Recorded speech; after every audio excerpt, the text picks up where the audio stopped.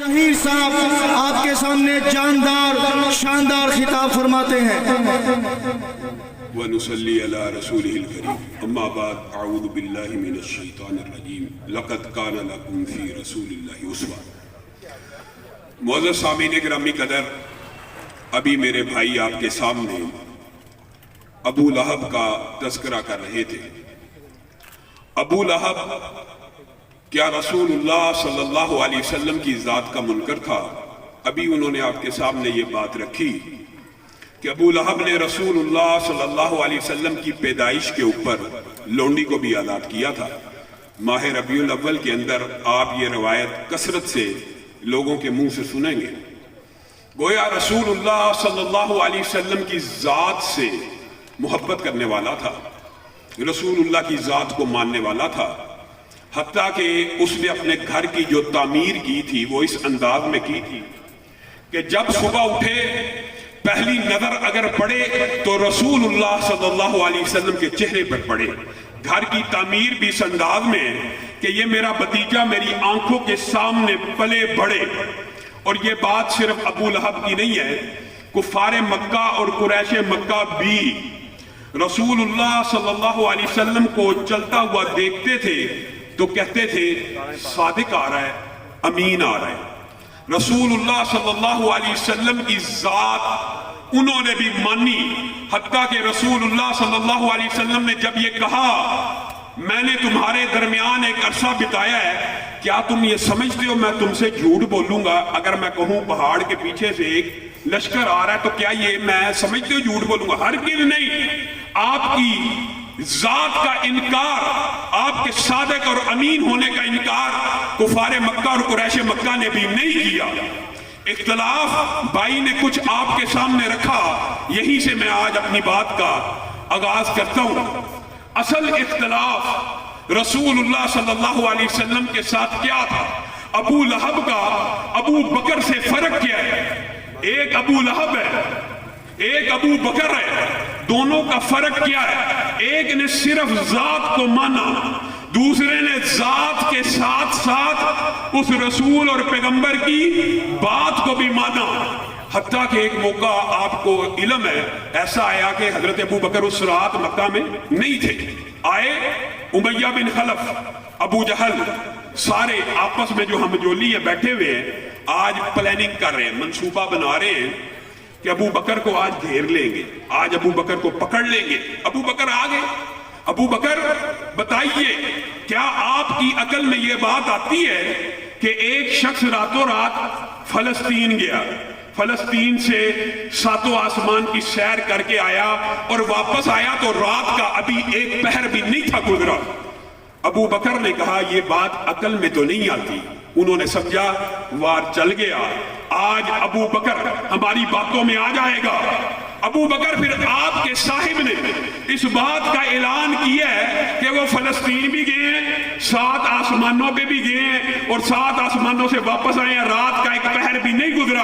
اب آپ بتائیں، یہ آپ کا اور میرا منہج ہے، یہ آپ کا اور میرا عقیدہ ہے جسے آج ہم نے سمجھنا ہے۔ حضرت ابو بکر نے کہا عقل میں تو یہ بات نہیں آتی، لیکن اگر یہ بات رسول اللہ صلی اللہ علیہ وسلم نے فرمائی ہے تو ابو بکر کا ایمان کہتا ہے یہ بات سچی ہے۔ بات ختم۔ یہ آپ کا اور میرا منہج ہے، یہ آپ کا اور میرا عقیدہ ہے کہ رسول اللہ کی جس طرح ذات اعلیٰ ہے اسی طرح رسول اللہ صلی اللہ علیہ وسلم کی بات اعلیٰ۔ کتنی اعلیٰ؟ وما ينطق عن الهوى ان هو الا وحی یوحی۔ یہ تو آپ نے سنا، بہت زیادہ سنا۔ رسول اللہ اپنی مرضی سے بولتے ہی نہیں، جب بھی بولتے ہیں وحی کے تابع ہو کے بولتے ہیں۔ لیکن ایک واقعہ آپ نے کچھ کم سنا۔ وہ واقعہ کیا ہے؟ وہ واقعہ یہ ہے کہ عبداللہ بن عمر، آپ کو علم میں ہونا چاہیے، یہ عبداللہ بن عمر بن العاص ہیں، ان کے پاس لکھی ہوئی سب سے زیادہ حدیثیں ہیں۔ ویسے تو آپ کو علم ہے حضرت ابو ہریرہ کی روایات زیادہ ہیں، لیکن لکھی ہوئی کتابت میں ان کے پاس سب سے زیادہ ہے۔ کیوں؟ یہ رسول اللہ کی ہر بات کو لکھ لیا کرتے تھے، ہر بات کو لکھ لیا کرتے تھے۔ آج معاشرے کے اندر استخفاف حدیث، استحقار حدیث، انکار حدیث کا جتنا بھی فتنہ ہے، وہ سارا جس فلسفے کی بنیاد کے اوپر ہے اس دور میں بھی وہ فلسفہ موجود تھا. کیسے؟ عبداللہ بن عمر بن العاص ہر بات کو لکھ لیا کرتے تھے، تو کفار مکہ نے اور قریش مکہ نے اور ارد گرد کے لوگوں نے ان کو ایک وسوسہ ڈالا. کیا کہا؟ رسول اللہ بشر، رسول اللہ بشر ہیں، یتکلم فی الغضب والرضا، وہ کبھی غصے میں بولتے ہیں اور کبھی خوشی میں بولتے ہیں، آپ ہر بات کو لکھ لیتے. یہ وسوسہ آج انکار حدیث کا سب سے بڑا سرخیز غامدی آپ کو ڈالتا ہے کہ رسول اللہ کی ایک زندگی بشری ہے، ایک زندگی نبوی ہے. کون بیان کرے گا، کون فیصلہ کرے گا کہ یہ نبوی زندگی میں فرمان ہوا تھا، یہ بشری زندگی میں فرمان ہوا تھا؟ اسی طرح کا مغالطہ وہاں پہ بھی ڈالا گیا. اب انہوں نے لکھنا چھوڑ دیا. رسول اللہ صلی اللہ علیہ وسلم باہر آئے، دیکھا عبداللہ بن عمر بن العاص نہیں لکھ رہے. کہا کیا بات ہے؟ واقعہ لمبا چوڑا مختصر آپ کے سامنے رکھتا ہوں. انہوں نے کہا اس طرح مجھے قریشیوں نے یہ وسوسہ ڈالا، شکار ڈالا کہ آپ تو بشر ہیں، کبھی غصے میں ہوتے ہیں کبھی خوشی میں ہوتے ہیں، تو غصے والی بات بھی میں لکھ لیتا ہوں. شاید آپ کا مقصود نہ ہو، شاید آپ چاہتے نہ ہو تو آپ کے منہ سے نکل جاتی ہو. خوشی میں بھی کوئی ہو سکتا ہے کلمہ ایسا آپ کے منہ سے نکل جاتا ہو. تو وہاں پہ رسول اللہ صلی اللہ علیہ وسلم نے آپ کا اور میرا عقیدہ، آپ کا اور میرا منہج بیان کیا. وہ کیا؟ رسول اللہ صلی اللہ علیہ وسلم نے ارشاد فرمایا اکتب اکتب فوالذی نفسی بیدی فوالذی نفسی بیدی، لکھا کر اس ذات کی قسم جس کے ہاتھ میں محمد صلی اللہ علیہ وسلم کی جان ہے، ما یخرج منہ الا حق، اس زبان سے حق کے علاوہ کچھ نہیں نکلتا. لکھا کر مجھے بتائیے، جس زبان سے حق کے علاوہ کچھ نہیں نکلتا، نہ غصے میں نہ خوشی میں، اس کی بات کو چھوڑ دیا جائے، اس کی حدیث کو چھوڑ دیا جائے، اس کے عمل کو چھوڑ دیا جائے اور صرف ذات کے ساتھ محبت کرتے جائیں. اور میرے بھائیوں، ذات کے ساتھ محبت کرنا یہ بھی ہونی چاہیے، لیکن اصل محبت یہ ہے کہ آپ رسول اللہ کی صرف ذات سے محبت نہ کریں، ان کی بات سے بھی محبت کریں. یہ دو واقعات بھی شاید آپ نے علماء سے سنے ہو.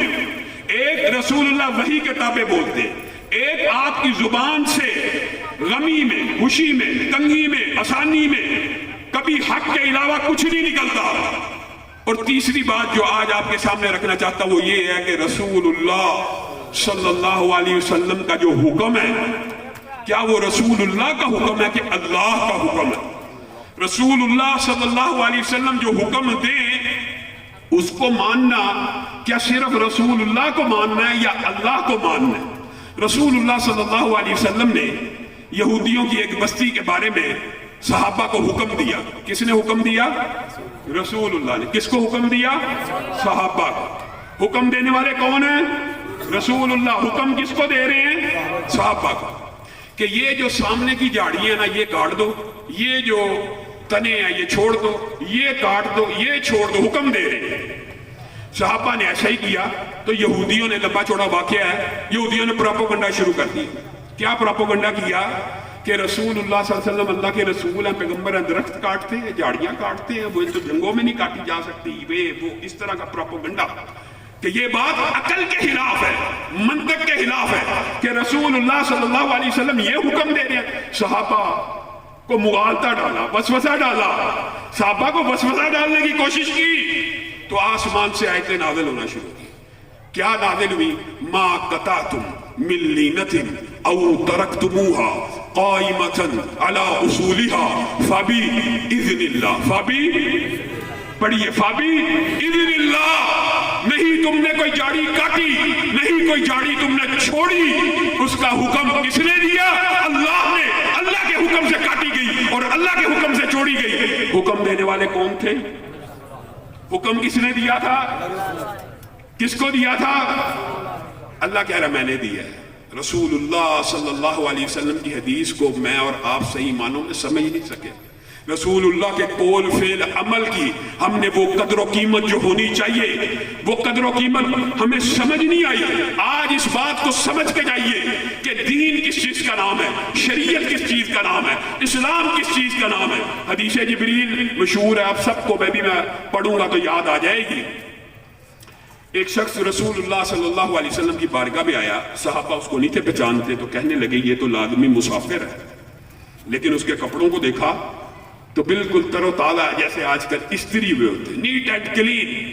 का मुसाफिर होता तो कपड़े खराब होते, लेकिन शक्ल से मुसाफिर है, पहचानते हैं मैं नहीं, तो यकीनी बात है मुसाफिर है। खैर इस हदीस से मुहद्दिसीन ने 10 से ज्यादा मसाइल अहज किए हैं, उनमें से सिर्फ एक नुक्ता आज आपके सामने रखना है। वो आके रसूलुल्लाह सल्लल्लाहु अलैहि वसल्लम की बारगाह में बैठ गया और आके कहने लगा मा हुवल इस्लाम, मा हुवल ईमान, मा हुवल इहसान। इस्लाम क्या है, एहसान क्या है, ईमान क्या है। अब जब भी कोई बंदा आम फहम बात है किसी से सवाल करे तो इसका मतलब होता है उसे मालूम नहीं, सवाल जो कर रहा है तो मालूम नहीं। अंदाज अजीब है कि नबी करीम सल्लल्लाहु अलैहि वसल्लम से सवाल कर रहा है जैसे मालूम नहीं है। और जब रसूलुल्लाह सल्लल्लाहु अलैहि वसल्लम जवाब देते हैं, वो सब जवाबात आपको आते हैं, जो जवाब देते हैं तो आगे से क्या कहता है, सदकता, आगे से तस्दीक करता है जैसे पहले से इल्म है। अभी पहले से इल्म था तो सवाल क्यों किया, और अगर सवाल किया तो रसूलुल्लाह के जवाब देने के बाद तस्दीक क्यों करता है। मेरे भाइयों, जब वो शख्स चला गया तो रसूलुल्लाह सल्लल्लाहु अलैहि वसल्लम ने साहबा से कहा तुम्हें पता कौन आया था? कहा हमें इल्म नहीं है। कहा जिब्रील अमीन आए थे 7 आसमानों के ऊपर से। क्या करने के लिए आए थे?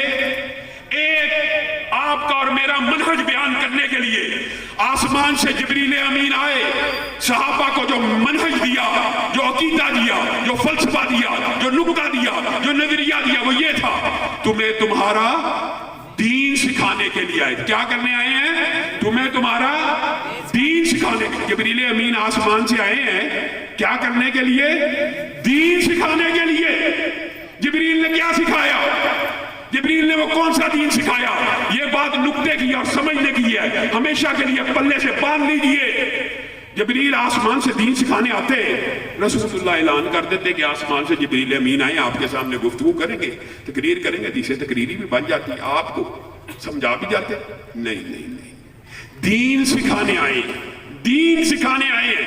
और दीन क्या सिखा के गए कि जब तक रसूलुल्लाह की जुबान से कोई हुक्म, कोई लफ्ज़, कोई तशरीह अदा न हो जाए, वो उस वक्त तक दीन नहीं बन सकती, चाहे आसमान से जिब्रील अमीन का नज़ूल क्यों ना हो जाए।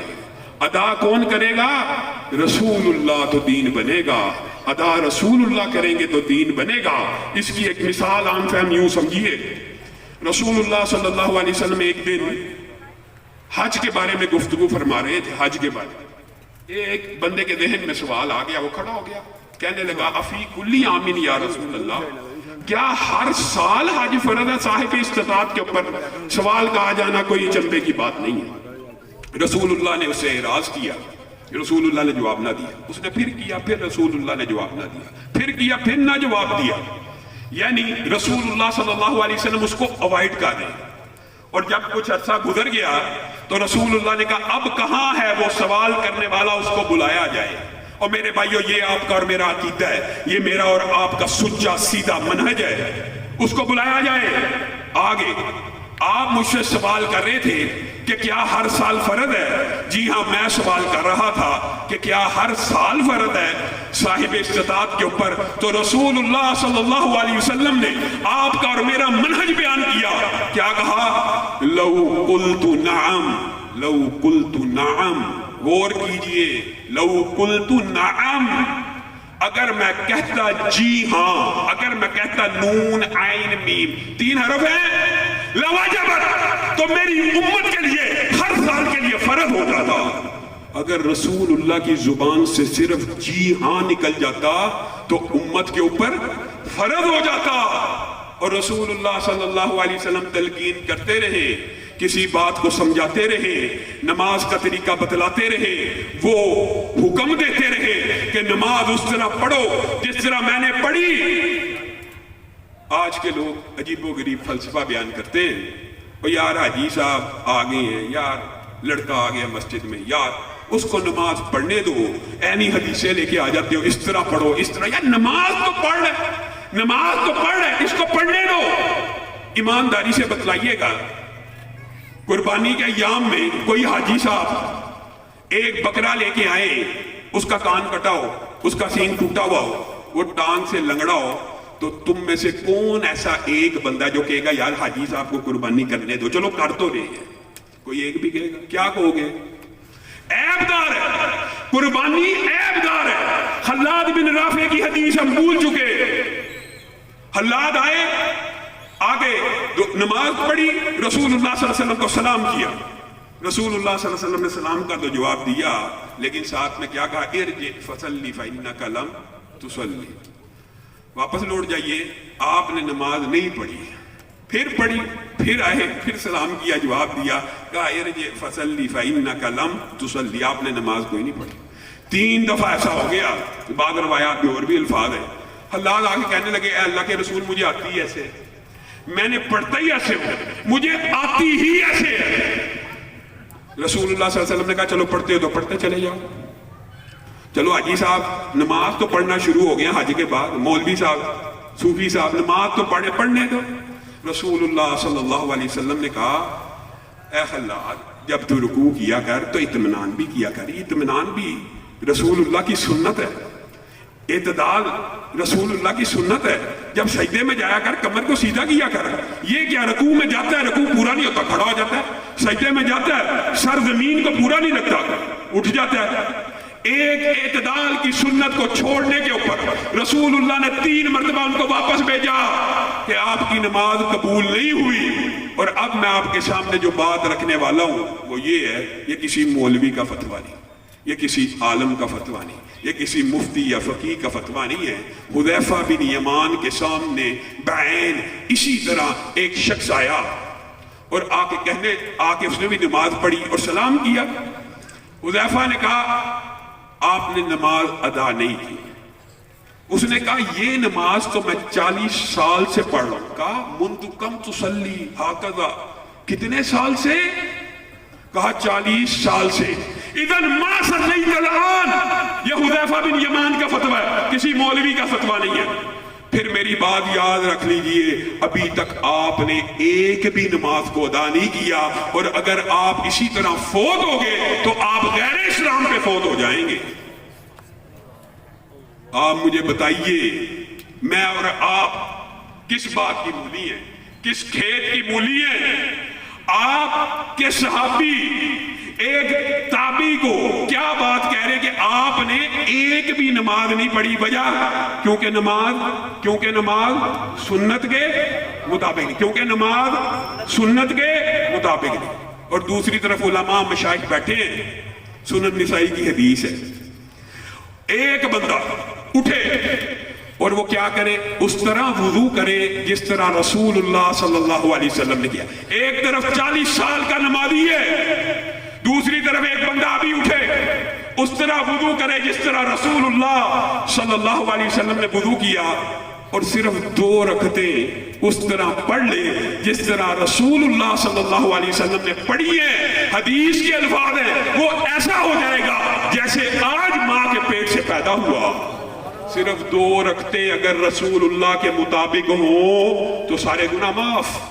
40 سال کی نمازیں اگر رسول اللہ کی نمازوں کے برابر کے مطابق نہیں ہیں تو کوئی قبول نہیں۔ ایک بندہ اٹھے، آپ وہ واقعہ بھول گئے، 3 صحابی آئے تھے رسول اللہ کے پاس، 3، اور انہوں نے گھر سے کیا پوچھا تھا؟ رسول اللہ کیسے عبادت کرتے، کیسے روزے رکھتے، کیا ان کے معمولات ہیں؟ جب انہوں نے معمولات رسول اللہ صلی اللہ علیہ وسلم کے سنے تو وہ کہنے لگے یہ تو رسول اللہ کی اگلی پچھلی ساری خطائیں اللہ نے معاف کی ہوئی ہیں، ہم کچھ بڑھ کے کریں گے، ہم کچھ آگے نکلیں گے۔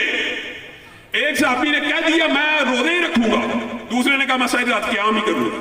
2 نے آگے بڑھنے کی کوشش کی، تیسرے نے کہا رسول اللہ کے تو اگلے پچھلے سب معاف ہیں، رسول اللہ نے تو شادیاں کی، میں آج کے بعد شادی نہیں کروں گا، میں متقی بن جاؤں گا، میں رہبانیت کو اختیار کروں گا۔ 3 صحابہ نے کیا نہیں؟ کون ہے؟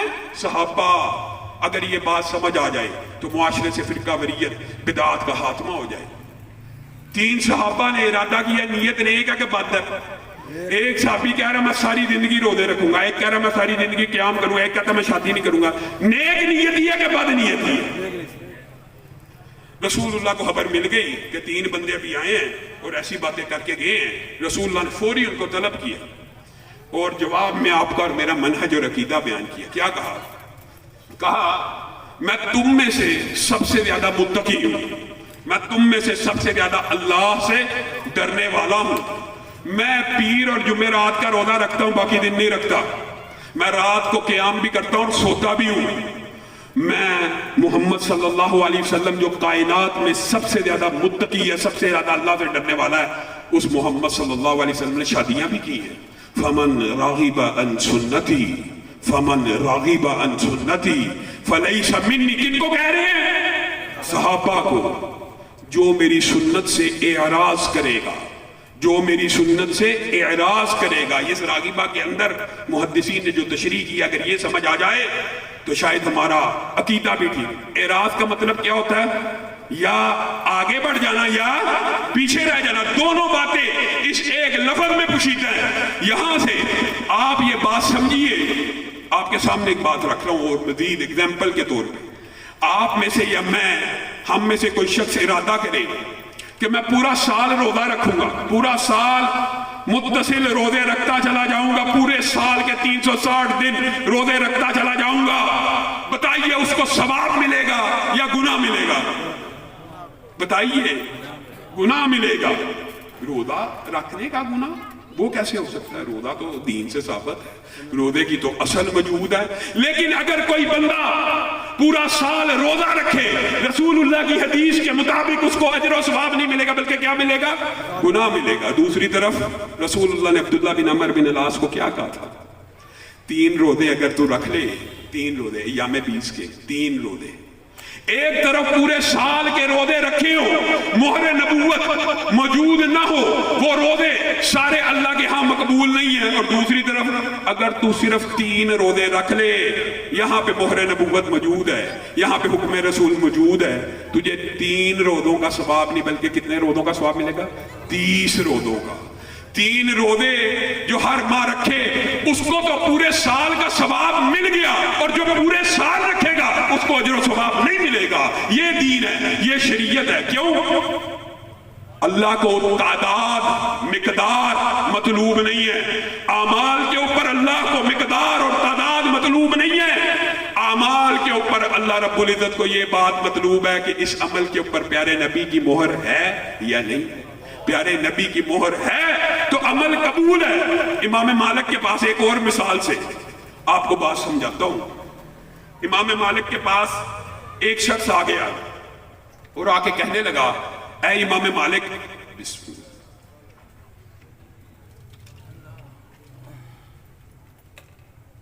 میں مسجد النبوی سے احرام کی تلبیہ پکارنا چاہتا ہوں. آپ مسجد النبوی سے کیوں تلبیہ پکارنا چاہتے ہیں؟ وہ جو ذی الخلیفہ ہے, پیر علی ہے, اب یار علی جس کو کہتے ہیں, آپ وہاں سے جا کے تلبیہ کہیے. رسول اللہ صلی اللہ علیہ وسلم نے وہاں سے جا کے تلبیہ کی تھی. اچھا جی, میں امام مالک آپ کو ایک بات بتاتا ہوں. ہاں جی, کیا بات ہے؟ یہ جو مسجد النبوی ہے اس میں روزہ تم میرے یادیں جنہ ہے. ادھر ایک نماز کا ثواب 1000 نماز کے برابر ہے. یہ آخری نبی کی آخری مسجد ہے. اس مدینہ کے اندر دجال نہیں آ سکتا, اس مدینہ میں طاعون نہیں آ سکتا. میں یہ چاہتا ہوں, میں نے احادیث کھنگالی ہیں کہ بیر علی کی مجھے اس کے علاوہ کوئی فضیلت نہیں ملی کہ وہاں سے نبی کریم نے تلبیہ کی تھی, جبکہ مسجد نبوی کی مجھے بے شمار فضیلتیں مل گئی ہیں, اور میں چاہتا ہوں میں تلبیہ یہاں سے پکاروں. تو امام مالک نے ان کے سامنے ایک آیت پڑھی تھی, فَلْيَحْذَرِ الَّذِينَ يُخَالِفُونَ عَنْ أَمْرِهِ ان تصیبہم فتنہ. اے شخص تو ڈر جا, تو فتنے میں مبتلا ہو چکا ہے. تیرا عقیدہ اور نظریہ یہ ہے, اور یہ بات یاد رکھیے, آج بھی یہ حسب حال ہے. تیرا عقیدہ اور نظریہ یہ ہے کہ جس فضیلت کا, جن فضائل کا تجھے علم ہو گیا, وہ معاذ اللہ رسول اللہ کو علم نہ ہوئے, وہ رسول اللہ کو خبر نہ ہوئی. تیرے لیے یہی بات کافی ہے. ذی الحلیفہ حذیفہ سے تلبیہ کہنے کے لیے کہ رسول اللہ صلی اللہ علیہ وسلم نے وہاں سے تلبیہ کی ہے، ڈر جا۔ آج ہمارا ذہن یہ ہے نیکی کا کام ہی ہے نا، فضائل کا کام ہی ہے نا، اچھا کام ہی ہے نا، نیت نیک ہے تو کر لیجئے، حرج کیا ہے؟ رسول اللہ صلی اللہ علیہ وسلم نے فرمایا میں پیر کے روز پیدا ہوا اور میں پیر کا روزہ رکھتا ہوں، میں پیر کے روز پیدا ہوا، میں پیر کا، ایک بندہ کہ نہیں میں پیر کا روزہ نہیں، رسول اللہ جب پیدا ہوئے میں اس دن عید کروں گا، روزے کے دن عید۔ جس چیز کو رسول اللہ صلی اللہ علیہ وسلم نے اپنی پیدائش سے خاص کیا اور ہفت روزے کے ساتھ خاص کیا، میں پیر کو پیدا ہوا، میں پیر کا روزہ رکھتا ہوں۔ ایک مولوی اٹھے وہ کہ نہیں میں پیر کو عید مناؤں گا۔ بتائیے اس نے رسول اللہ کے حکم کو مانا یا اپنی اجتہاد اور اپنی رائے کو مانا؟ اور رائے وہ بھی رسول اللہ کے سامنے رائے چلانا۔ حضرت عمر نے پوری زندگی میں ایک مرتبہ صلح حدیبیہ کے موقع کے اوپر رسول اللہ کی بارگاہ میں آ کے یہ بات کہی تھی، اے اللہ کے رسول کیا ہم حق پہ نہیں ہیں؟ حق پہ؟ کیا وہ باطل نہیں ہے؟ باطل ہے۔ تو پھر یہ شرائط کیسی ہے؟ یہ کیسی شرائط ہے؟ رسول اللہ نے کیا جواب دیا تھا؟ انی رسول اللہ، میں اللہ کا رسول ہوں عمر، بات ختم۔ حضرت عمر کہتے ہیں پھر مدتیں بیت گئی، میں 10 برس زندہ رہا، جہاد کرتا رہا، صدقے دیتا رہا کہ اللہ اس دن کی خطا میری معاف کر دے۔ اور میں اور آپ رسول اللہ صلی اللہ علیہ وسلم کی حدیث کے سامنے اپنی رائے بھی چلا لیں، اپنی فقہ بھی چلا لیں، اپنے اجتہادات کو بھی چلا لیں، اپنے قول کو بھی چلا لیں، اپنے فعل کو بھی چلا لیں۔ اور ایک بات، یہ بات بھی یاد رکھنے کی ضرورت ہے، آج کل ایک فلسفہ اور نکلا ہوا، قرآن پاک کو جی براہ راست سمجھنا چاہیے، انکار حدیث، صرف قرآن، صرف قرآن، صرف قرآن، قرآن پاک براہ راست پڑھو، قرآن پاک کو ترجمے سے پڑھو، قرآن پاک کو لغت کے ذریعے سمجھو۔ اور میرے بھائیو اللہ کی قسم رسول اللہ صلی اللہ علیہ وسلم صرف شارح نہیں ہے، شارح بھی ہیں، شارح بھی رسول اللہ ہیں۔ وَأَنزَلْنَا إِلَيْكَ الذِّكْرَ لِتُبَيِّنَ لِلنَّاسِ مَا نُزِّلَ إِلَيْهِمْ، اللہ کہہ رہا ہے آپ کے اوپر قرآن نازل کیا، آپ بیان کریں کہ اللہ نے کیا بیان کیا، لوگ نہ بیان کریں، اللہ نے کیا بیان کیا وہ آپ بیان کریں۔ ساری دنیا کے منکرین حدیث جمع ہو جائے قصر نماز کو، قرآن پاک میں قصر نماز ہے لیکن قرآن پاک سے ثابت نہیں کر سکتے، کیا وجہ؟ فَلَيْسَ عَلَيْكُمْ جُنَاحٌ ان تقصروا من الصلاة ان خفتم ان یفتنکم الذین کفروا، کیوں نہیں ثابت کر سکتے؟ فلیس علیکم جناح ان تقصروا من الصلاة ان خفتم ان یفتنکم الذین کفروا۔ اس آیت کا ترجمہ یہ ہے تمہارے پہ کوئی حرج نہیں کہ تم نمازوں کو قصر کر لیا کرو، آگے کیا؟ ان خفتم، اگر تمہیں خوف ہو کفار کے حملے کا، اگر تمہیں خطرہ ہو کفار کے حملے کا تب نماز قصر کر لیا کرو۔ اب یہ تو قرآن پاک میں قید لگائی ہوئی ہے، کفار کے حملے کا خطرہ ہو تو نماز قصر کرنی ہے۔ آپ اور میں کیوں قصر کریں؟ کسی منکرین حدیث سے پوچھ لیجئے کہ آپ قصر کس بنیاد پہ کرتے ہیں۔ اور آپ کو حیران کن بات بتاؤں، یعلا بن امیہ کا بعض روایات میں یہ لفظ آتا ہے کہ وہ ایک دن حضرت عمر کے پاس آگئے اور آ کے کہنے لگے عمر اب آرڈیننس جاری کیجیے۔ عمر نے کہا کیا آرڈیننس؟ یہ قرآن کی جو آیت ہے نا یہ کفار کے حملے کے ساتھ خاص تھی، اب آرڈیننس جاری کیجیے، نماز قصر ختم ہو گئی، ابھی ہمیں کفار کے حملے کا خطرہ نہیں ہے۔ تو حضرت عمر کا چہرے کے اوپر مسکراہٹ، حضرت عمر کہنے لگے عجبت مما عجبت، عجبت مما عجبت، اے یعلا بن امیہ میں تجھے کیا بیان کروں، اسی آیت کے بارے میں مجھے بھی تعجب پڑ گیا تھا اور میں رسول اللہ صلی اللہ علیہ وسلم کی بارگاہ میں پیش ہو گیا تھا، اے اللہ کے رسول اب تو کفار کے حملے کا خطرہ ٹل گیا ہے، اب یہ قصر نماز کیوں ہے؟ تو رسول اللہ کی چہرے کے حد و حال بگڑ گئے تھے اور بدل گئے تھے، تیور بدلے۔ رسول اللہ صلی اللہ علیہ وسلم نے کہا یہ اللہ نے صدقہ دیا اور میں محمد صلی اللہ علیہ وسلم اس صدقے کو امت میں جاری رکھنا چاہتا ہوں۔ بتائیے رسول اللہ جو قرآن پاک کی آیت کی تشریح کریں گے، حضرت عمر کے بارے میں محدث ہیں، محدث جن کے زبان سے حق کے علاوہ کچھ نہیں نکلتا، جن کے فضائل ہیں، جن کی عام امتی کی خواب تو حجت نہیں ہے لیکن رسول اللہ کی خواب تو حجت ہے نا۔ رسول اللہ نے خواب میں دیکھا تھا عمر کو لمبی قمیض، اور تعبیر کیا کی؟ تعبیر بھی رسول اللہ نے کر دی، دین کا علم ہے، دین کا علم۔ وہ عمر بھی اگر قرآن پاک کو براہ راست سمجھنے کی کوشش کرتا ہے تو خطا کا امکان ہے. اور صرف ایک بات نہیں ہے, یہ آیتیں متعدد ہیں. حضرت عدی بن حاتم کے بارے میں آپ جانتے ہیں کہ جس وقت یہ آیت نازل ہوئی, کلوا واشربوا حتی یتبین لکم الخیط الابیض من الخیط الاسود, حیران کن بات ہے. غامدی صاحب ذرا غور کریں, لغت کے ذریعے قرآن پاک کو سمجھیں گے. صحابی بھی لغت کے ذریعے رسول اللہ کی حدیث کے بغیر, تشریح کے بغیر اگر سمجھنے کی کوشش کرتا ہے تو کیا مغالطہ پڑ سکتا ہے. عدی بن حاتم نے اپنے سرانے کے اوپر 2 داغے رکھے, ایک سفید داغا اور ایک کالا داغا, اور دیکھنے لگے, کھاتے پیتے رہے. جب روشنی پڑ گئی, جب کالا الگ ہو گیا سفید الگ ہو گیا, تب تک کھاتے پیتے رہے. اگلے دن رسول اللہ صلی اللہ علیہ وسلم کی بارگاہ میں پیش ہوئے, رسول اللہ بھی مسکرانا شروع ہوئے. اے عدی تو نے قرآن پاک کو کیا سمجھا؟ اور یہ سفید اور کالے داغے سے مراد اصلی سفید اور کالا داغا نہیں تھا, ایک صبح کی سفیدی تھی, ایک رات کی تاریکی تھی. اس سے مراد یہ تھی. اگر براہ راست حدیث کے بغیر قرآن پاک کو بھی سمجھنے کی کوشش کرو گے, الذین آمنوا ولم یلبسوا ایمانہم بظلم اولئک لہم الامن وہم مہتدون. صحابہ کو یہ آیت بڑی چوبی اور آگے کہنے لگے, اللہ کے رسول اتنی سخت آیت کہ جو بندہ اپنے جانوں کے اوپر ظلم نہ کرے. یہ کیسے ہو سکتا ہے؟ ظلم تو ہر بندہ کرتا ہے, یہ ممکن نہیں ہے گناہ نہ ہو. کہیں نہ کہیں ظلم تو ہو جاتا ہے, کمی کوتاہی ہو جاتی. صرف جنت اسی کے لیے, صرف امن اسی کے لیے, صرف ہدایت اسی کے لیے جو ظلم نہ کرے. رسول اللہ صلی اللہ علیہ وسلم مسکرانا شروع کیا. پہلے تو ایک صحابی کا فہم تھا نا, یہاں پہ صحابہ کٹھے آئے. تم نے قرآن پاک کو کیا سمجھا؟ اس سے مراد یہ نہیں ہے ان الشرک لظلم عظیم, اس سے مراد شرک ہے کہ شرک کی آمیزش ایمان میں نہیں ہونی چاہیے. آگے آئیے, من یعمل سوءا یجزا بہ, یہ مغالطہ حضرت ابو بکر کو لگا. آگے اللہ کے رسول کی بارگاہ میں اور صحابہ کو بھی اس آیت کے بارے میں بھی بڑا شدید لگی. اللہ کے رسول, جو بندہ عمل کرے گا برا اس کو اس کا بدلہ یقینی اور لازمی طور پہ ملے گا. رسول اللہ صلی اللہ علیہ وسلم مسکرانا شروع ہو گیا. ابو بکر, آپ نے قرآن پاک کو کیا سمجھا؟ الست تمرض الست تحزن, کیا تجھے بیماری نہیں لگتی؟ کیا تجھے غم نہیں لگتا؟ کیا تجھے مصیبت نہیں آتی؟ جب بھی کوئی مصیبت آتی ہے گناہ مٹ جاتے ہیں, ضروری نہیں بدلا ہو. جب بھی بندہ استغفار کرتا ہے گناہ مٹ جاتے ہیں. گویا آپ کے سامنے یہ بات رکھنے کا مقصد یہ ہے کہ دین کس چیز کا نام ہے؟ رسول اللہ صلی اللہ علیہ وسلم کے قول کا, فعل کا, عمل کا. حتیٰ کہ قرآن پاک کی تشریح بھی کس کی قبول ہوگی؟ رسول اللہ صلی اللہ علیہ وسلم کی. اور آج کل ایک فلسفہ تحقیق کے اس حوالے سے ایک بات کر کے میں اپنی بات کے اختتام کی طرف بڑھوں گا.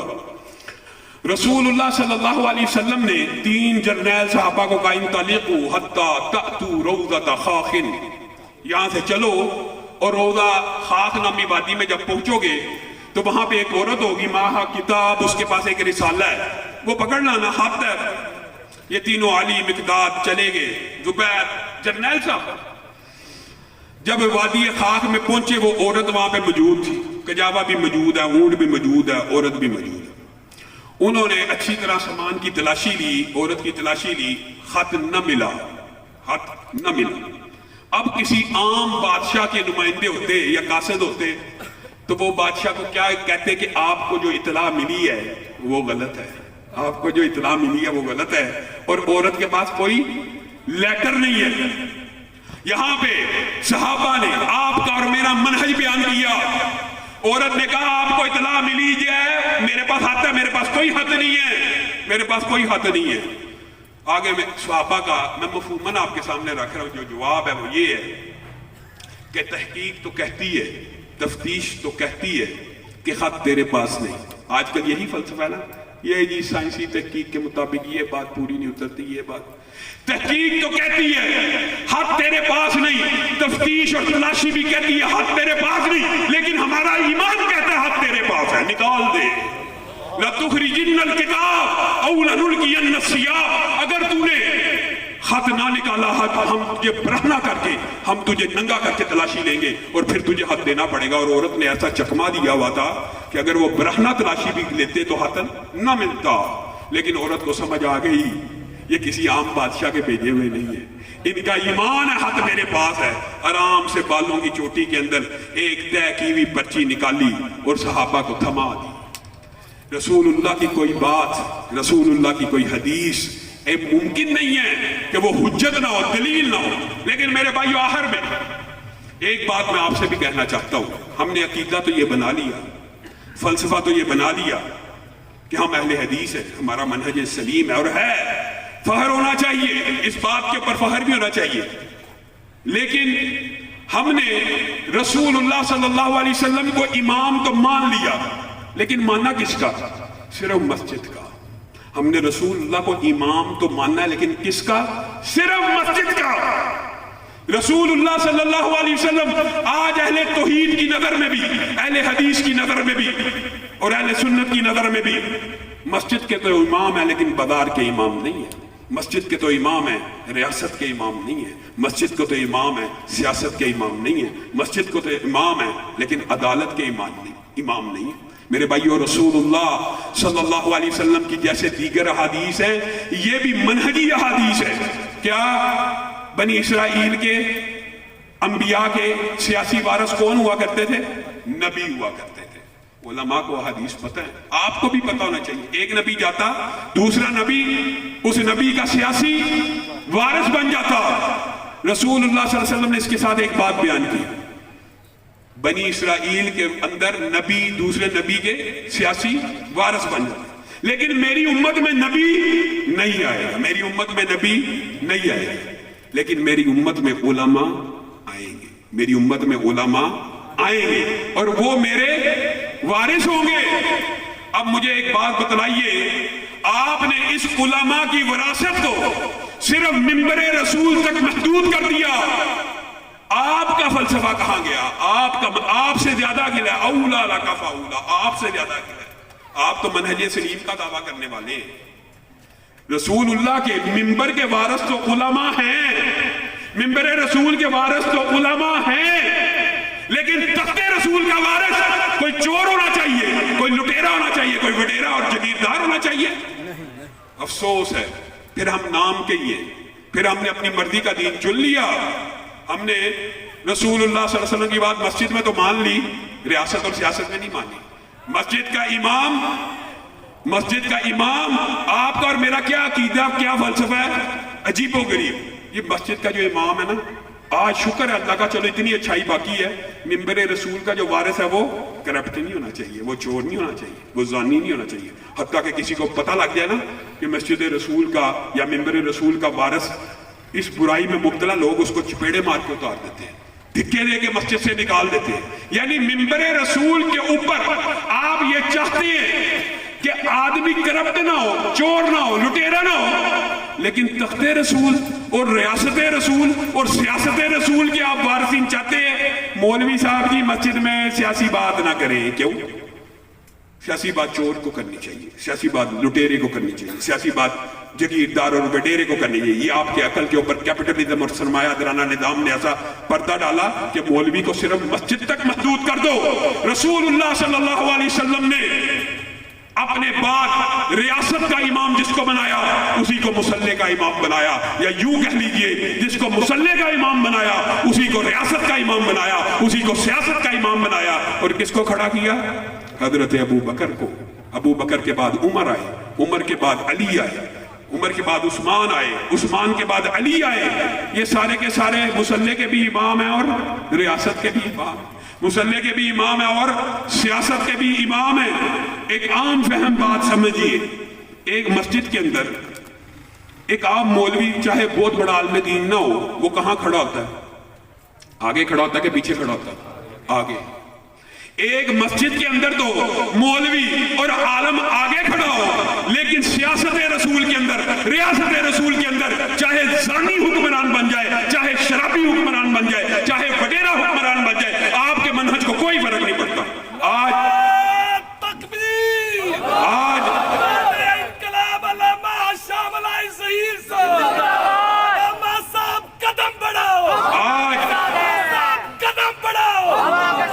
ضرورت اس بات کی، اگر آپ منہج میں سچے ہیں تو آئیے نون لیگ کو چھوڑ کر، پی ٹی آئی کو چھوڑ کر اسلام پسندوں کا اور دینی جماعتوں کا ساتھ دے دیجئے. 75 سال گزر گئے ہیں، کس کی باری نہیں آئی؟ نون لیگ کی باری آ گئی، پی ٹی آئی کی باری آ گئی، پیپل پارٹی کی باری آ گئی. وہی دیری نہ بیماری، وہی نامحکمی دل کی، علاج اس کا وہی آب نشاط انگیز ہے ذاکی۔ اللہ کی قسم پاکستان کے حالات بھی تب بدلیں گے جب آپ کے دماغوں سے یہ فلسفہ نکل جائے گا۔ اور آج آپ سب مجرم ہیں کس بات کے؟ ٹرانسجنڈر ایکٹ پیش ہوا، ایمانداری سے بتائیے جتنے بھی بیٹھے ہیں ان میں سے شاید گنتی کے 2 یا 4 لوگ ہوں جنہوں نے دینی جماعتوں کو ووٹ ڈالا ہوگا، باقی ماشاءاللہ سارے نون لیگی اور پی ٹی آئی کے لوگ نظر آ رہے ہیں، شاید کوئی ایک آدھا پیپل پارٹی کا بھی ہو۔ آپ نے 3 جماعتوں کو ووٹ ڈالا، یا نون لیگ کو ڈالا ہے، یا پی ٹی آئی کو ڈالا ہے، یا پیپل پارٹی کو ڈالا ہے۔ ایاز صادق نے اس ٹرانسجنڈر بل کو پیش کیا، شیری مداری اس کی سپوکس پرسن، نوید قمر اس کو پیش کرنے والا اسمبلی کے اندر۔ بتائیے یہ جو ووٹ آپ نے دیے ان سیکولر اور لبرل پارٹیز کو، آج انہوں نے ہم جنس پرستی کا جو بل پاس کیا، اس گناہ میں آپ شامل ہیں کہ نہیں ہیں؟ سارے علماء سے جائیے، میرا فتویٰ نہیں ہے، پاکستان کے کسی بھی مسلک کے کسی بھی عالم سے فتویٰ لے لیجئے، آپ سب مجرم ہیں۔ اور اس جرم کی تلافی کیسے ہوگی؟ آپ کو کھڑا ہونا پڑے گا، آپ کو ہماری آواز پہ لبیک کہنا ہوگا۔ یہ ضروری نہیں ہے کہ ہم اسمبلیوں میں موجود ہوں تو ٹرانسجنڈر بل کو روکیں گے۔ اللہ کے فضل و کرم سے اگر آپ میرا ساتھ دیں تو ہم چوکوں میں، چراہوں میں اس بل کے علاوہ ایسا احتجاج کریں گے، یہ پاکستان کی پارلیمنٹ کے اندر سے منظور نہیں ہو سکتا۔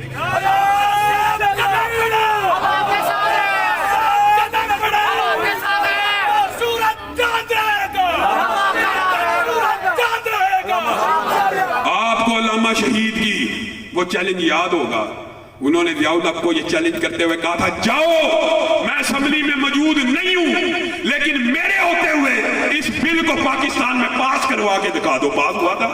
نہیں تھا۔ آپ کی طاقت سے، آپ کی قوت سے، عوام ایک قوت ہوتی ہے، عوام ایک طاقت ہوتی ہے۔ عوام کو بھیڑ بکریوں کی طرح سیکولر پارٹیوں میں بھونک دینا اور سیکولر پارٹیوں کے تندور میں جھونک دینا۔ اب بھائیو چند، اب اللہ کا شکر ہے، میں تو یہ سوچتا ہوں اس دور میں ہماری تعداد کتنی کم تھی، پھر بھی علامہ شہید نے کیسی تحریک چلائی، آپ کو بیدار کر کے رکھ دیا۔ آج ہم کروڑوں میں ہیں، آج ہم کروڑوں میں، نام کے، صرف نام کے کروڑوں میں ہیں، کروڑوں میں ہیں۔ پورے پاکستان میں ایک حلقہ انتخاب ایسا نہیں ہے جہاں سے آپ اپنی جماعت کی بنیاد کے اوپر یا اپنے مسلک کی بنیاد کے اوپر سیٹ حاصل کر سکیں، ایک بھی نہیں ہے۔ اور یہ تو میں نے بہت بڑی بات کی، ایک پی پی بھی نہیں ہے، اور یہ بھی بڑی بات کی، آپ ایک یونین کونسل کا الیکشن بھی اپنے بل بوتے پہ نہیں جیت سکتے، کیونکہ آپ کی ذہن سازی نہیں ہوئی۔ جب بھی کوئی کھڑا ہوگا نون لیگ کو ووٹ دے گا، پی ٹی آئی کو ووٹ دے گا۔ آئیے دینی جماعتوں کے ساتھ، اسلامی تحریکوں کے ساتھ کھڑے ہو جائیے۔ اگر آپ منہج میں سچے ہیں، اگر آپ اپنے مسلک کے صحیح وفادار ہیں تو چھوڑ دیجئے جی تحریک دفاع اسلام و پاکستان کی جماعت کو توڑنے کے لیے۔ اللہ کی قسم کھا کے کہتا ہوں، تحریک دفاع اسلام و پاکستان کسی جماعت کے خلاف نہیں بنی، کسی جماعت کو توڑنے کے لیے نہیں بنی، بلکہ جماعت کو وہ لاکھوں نوجوانوں کی افرادی قوت مہیا کرنے کے لیے بنی ہے کہ جن کے بل بوتے کے اوپر ہم پاکستان کے اندر دفاع حتم نبوت کے نعرے لگائیں گے، حرمت رسول کے دفاع کے نعرے لگائیں گے، غیر اسلامی بلوں کے خلاف سڑکوں پہ، چوکوں میں اور چراہوں میں نکلیں گے۔ کب نکلیں گے؟ یہ سارے افراد جب جماعتوں سے وابستہ ہو جائیں، بڑی بڑی جماعتیں بھی ہوں، ان کے ساتھ وابستگان کتنے ہیں؟ ہمیں ہیں کروڑ میں نا، جماعت کے ساتھ کتنے ہیں؟ 1 لاکھ بھی نہیں۔ کیوں؟ تربیت نہیں ہے۔ پی ٹی آئی کے اندر ہے، نون لیگ کے اندر ہے۔ یہ تحریک دفاع اسلام و پاکستان آپ کو نون لیگ اور پی ٹی آئی اور پیپل پارٹی کے جہنم سے نکالنے کے لیے، آپ کو اپنا پلیٹ فارم دینے کے لیے آئی ہے۔ مذہبی جماعتوں کا اتحاد ہو تب بھی، نہ ہو تب بھی آپ رکنیت سازی کے اندر حصہ لیں۔ اللہ کے فضل و کرم سے اگر آپ لوگ میرا ساتھ دیں گے، اور یہ انشاءاللہ وقت کی بھی آواز ہے، اور میرے لیے مرکزی جمعیت، میں خود اس کا عہدیدار بڑی محترم ہے، میرے لیے جماعت الدعوہ بھی بڑی محترم ہے، میرے لیے عالمی بھی، میرے لیے ہر اہل حدیث میری آنکھ کا تارا ہے، اور ہر اہل اسلام میرے دل میں بستا ہے جس کے اندر اسلام کی درد ہے۔ حریت فکر اور بیداری کی اس تحریک کا ساتھ دے دیجیے۔ آپ کو چند ماہ نہیں گزریں گے، کچھ دیر نہیں گزرے گی، اگر بکھرے ہوئے ذرات ہیں تو مل جائیں کہ صحرا نظر آئے، بکھرے ہوئے قطرات ہیں تو مل جائیں کہ دریا نظر آئے، اور پھر یہ جب دریا جھوم کے اٹھیں گے تو تنکوں سے نہ ٹالے جائیں گے۔ کبھی سیلاب کے آگے بھی بند باندھا جا سکتا ہے، کبھی طوفانوں کو بھی کوئی روک سکتا ہے، لیکن یہ کام آپ لوگوں کے تعاون سے اور آپ لوگوں کے ساتھ دینے سے ہوگا. میں آپ سے یہ وعدہ لینا چاہتا ہوں کہ ٹرانسجینڈر ایکٹ کے خلاف، حرمت رسول کے لیے، دفاع صحابہ کے لیے، دفاع شعائر اللہ کے لیے اگر ہم آپ کو بحال دیں گے، آپ نکلنے کے لیے تیار ہیں؟ یہ زمین جب تلک نہ لیں گے ہم، اس سے اٹھتے رہیں گے یوں ہی غم، اور روٹی کپڑا مکان ہم دیں گے، اہل محنت کو شام ہم دیں گے، اہل محنت کو شان ہم دیں گے، اس خدا کو مٹائیں گے ہم ہی، فصل کل لے کے آئیں گے ہم ہی، اور حکمراں ہو گئے کمینے لوگ، خاک میں مل گئے نگینے لوگ. راہزنوں نے راہزنی کی ہے، لیکن ایمانداری سے بتائیے راہبروں نے بھی کیا کوئی کمی کی ہے؟ آپ سب مل جائیے، خون دل دے کے نکاریں گے روح برگ گلاب. ہم نے گلشن کے تحفظ کی قسم کھائی ہے. وآخر دعوانا ان الحمدللہ. اسلام کا بے پاک سپاہی، سرفراز سرفراز سرفراز سرفراز، یوتھ فورس یوتھ فورس. جزاک اللہ خیرہ.